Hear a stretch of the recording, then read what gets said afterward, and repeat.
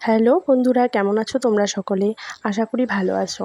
Md and Ivan চ্যানেলে তোমাদের সবাইকে স্বাগত জানিয়ে আজকে নতুন একটি ভ্লগ শুরু করছি। তো বন্ধুরা, আজকে আমি কিন্তু অনেক দিন পর ভ্লগ করতে আসলাম, কারণ আমি মাঝখানে অনেক দিন ইউটিউব থেকে দূরে ছিলাম, কারণ আমার শরীরটা ভীষণ খারাপ ছিল।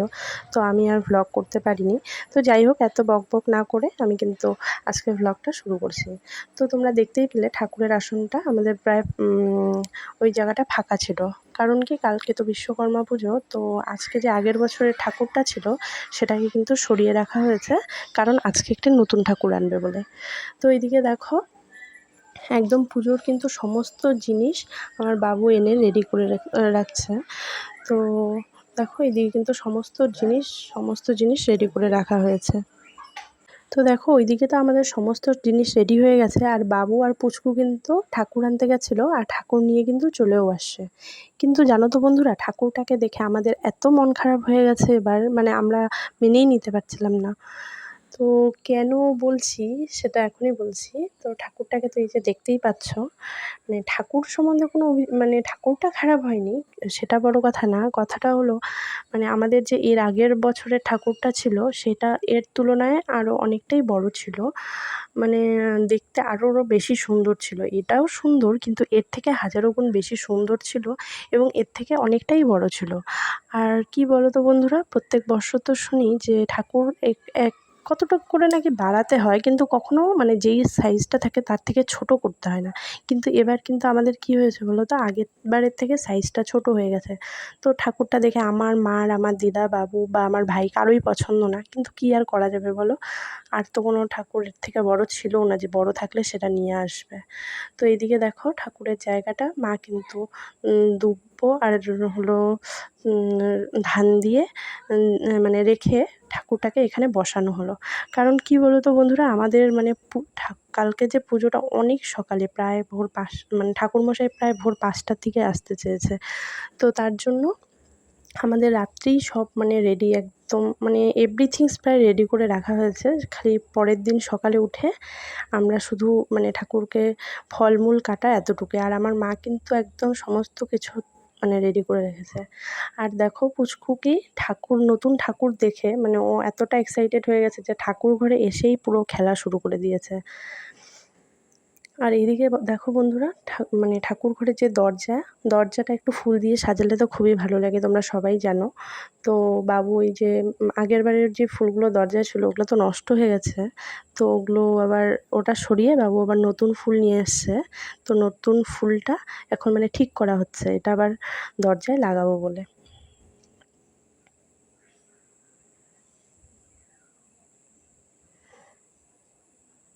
তো দেখো বন্ধুরা, ফুলটা কিন্তু দরজায় মানে এত হিবিজিবি তো বেশি ভালো লাগে না, তো সিম্পলভাবে একদম লাগিয়ে রাখা হয়েছে।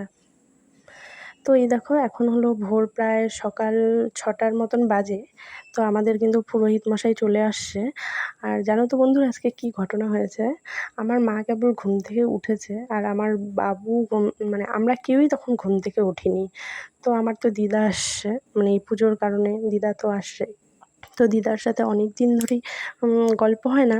তো খুব গল্প করতে করতে তো আমাদের ৩টে বেজে গেছে আমার আর দিদার ঘুমোতে। আর এদিকে পুরোহিত মশাই আসছে, আমরা এতটাই ঘুমিয়ে পড়ছিলাম যে কেউই টের পাইনি। তো মা কেবল ঘুম থেকে উঠেছিল তখনই। তো পুরোহিত মশাই তো এসেই আমাদের মানে মা যেই দেখছে পুরোহিত মশাইকে, আমাদেরকে বারবার করে মা পট করে মানে ডাকা শুরু করছে যে তাড়াতাড়ি উঠে পড়, ঠাকুরমশাই চলে আসছে। তো আমরা তো পট করে তাড়াতাড়ি করে ঘুম থেকে উঠেই আমি তো একদম স্নান করে নিয়েছি। তো স্নান করে এই যে পুজোর এখানে চলে আসি, আমার দিদাও স্নান করে নিয়েছে। আর দেখো, দিদা এদিকে পঞ্চপ্রদীপটা যে আছে ওটা মানে সাজাচ্ছে।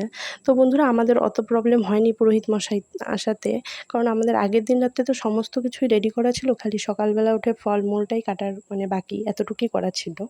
তো সেরকম আমাদের কোনো প্রবলেম হয়নি। তো দেখো বন্ধুরা, এখন আমার মা ওই বেলপাতা করে দিল, তো মানে এটা দিয়ে নাকি ঠাকুরের চক্ষুদান করা হয়। আর এদিকে কিন্তু আমাদের সমস্ত কিছুও রেডি হয়ে গেছে, আর পুরোহিত মশাই মানে খুব সুন্দরভাবেও পূজা করছে।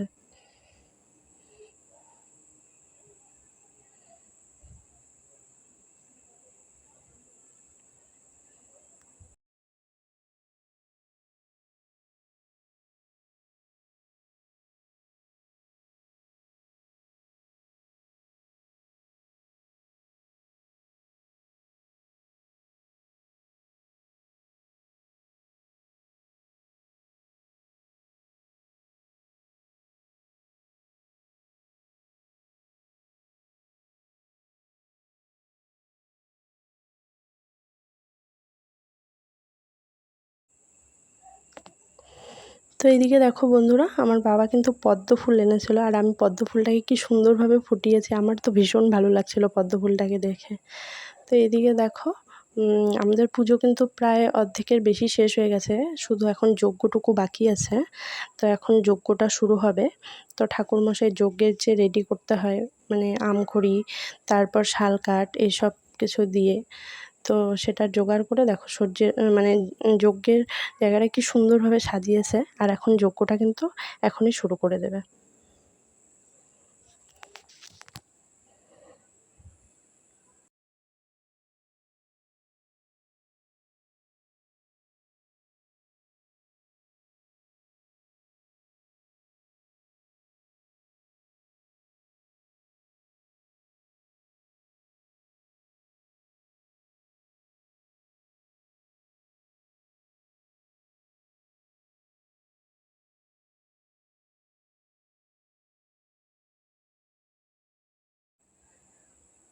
তো এইদিকে দেখো বন্ধুরা, আমাদের যজ্ঞ কিন্তু একদম শুরু হয়ে গেছে।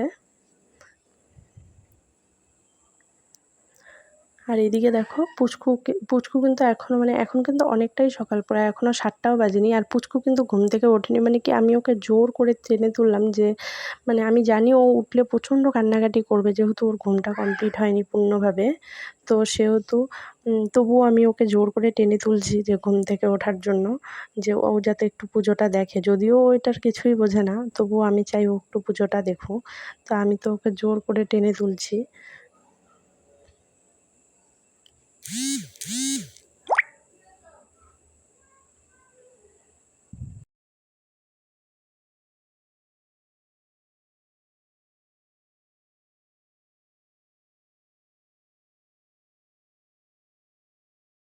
তো জানো তো বন্ধুরা, এরপর তো মানে যজ্ঞ হয়ে গেছিলো, তারপর পুজো যে বাকিটুক ছিল ওটা আর আমি ভিডিও করতে পারিনি। কারণ কি, আমি পুচকুকে নিয়ে ঘুমোতে চলে গেছিলাম, মানে পুচকুকে ঘুম পাড়াতে গেছিলাম, কারণ পুচকু খুব জেদ করছিল। আর এদিকে দেখো, আমি কিন্তু বিকেলের মানে সন্ধ্যাবেলা যে খিচুড়ি হবে সেই রান্না নিয়ে কিন্তু আমি চলে আসছি। মানে আমি এখন বানাচ্ছি হলো মটর ছোলা, দেখলেই তোমরা যে ওটা হলো সেদ্ধ করে নিয়েছি, মানে ছোলার তরকারি বানাবো। তো বন্ধুরা, আমি একাই যেহেতু ভিডিওটাও করছিলাম, রান্নাটাও করছিলাম, তো ভিডিওটা আমি ঠিকভাবে করতেও পারছিলাম না। আর এতটা গরম আর এতটা রান্না ছিল যে আমি যে সম্পূর্ণ ভিডিওটা দেবো সেটাও আর পুরোপুরি দিতে পারিনি। তো যতটুকু পারছি তো অতটুকুই দেওয়ার চেষ্টা করছি। তো এইদিকে দেখো, আলু, মশলা সব কিছু দিয়ে কিন্তু আমি হলো মানে সবজিটা মানে ভেজে নিচ্ছি। তো পুরোপুরি যে রান্নাটা দেখাবো সেটা আর দেওয়া হয়নি। তো তোমরা দেখো, ভিডিওটা কিন্তু অত ভালো হয়নি, কারণ আমি এক হাতে ফোন ধরেছি আর এক হাতে কড়াইটা ঘাঁটছি, মানে রান্নাটা। তো ঠিকভাবে আর ভিডিওটা করা হয়নি। তো যতটুকু পেরেছি তোমাদের সামনে মানে ভিডিওটা করার চেষ্টা করছি। তো তোমাদের যদি একটু খারাপও লাগে তাও একটু দেখে নিও, তো তাহলে খুব খুশি হব। তো এইখানে দেখো, আমি কিন্তু জিরে, আদা বাটা, তারপর নারকেল, মানে যেহেতু নিরামিষ, তো নিরামিষভাবেই কিন্তু সমস্ত কিছু দিছে। তো যাই হোক, ওইদিকে তো আমার রান্নাটাও শেষ হয়ে গেছে, মানে ঘুগনিটা রান্না শেষ হয়ে গেছে। আর এখন কিন্তু আমি করছি ঝুনা খিচুড়ি। তো কি বলবো, এক হাতে মানে ফোনটা যেহেতু ধরা ছিল, আমার যে ট্রাইপডটা সেটা না ভেঙে গেছে। তো ওই এক হাতেই ফোন নিয়েই আমার করতে হচ্ছিল। তো পুরোপুরি যে প্রথম থেকে রান্নাটা দেখাবো, যে কী কী দিলাম প্রথম থেকে, সেটা আর দেখানোর সুযোগ হয়ে ওঠেনি। তো যাই হোক, এখন তো ওই চাল ডালটা মানে ভাজছিলাম, তার মধ্যে জিরার গুঁড়ো, হলুদ গুঁড়ো, ধনিয়ার গুঁড়ো, তারপর বাদাম, লঙ্কার গুঁড়ো, তারপর আরও যে ছিল নারকেল, তো সেগুলো সব কিছু কিন্তু মানে তেলে আগে ফোড়ন দিয়ে তারপর কিন্তু এগুলো মানে ভাজছিলাম। তো ঝুনা খিচুড়ি করতে গেলে তো চালটাকে একটু ভালোভাবেই ভাজতে হয়। তো আমি এখন সব মশলা দিয়ে চালটাকে ভেজে নেব।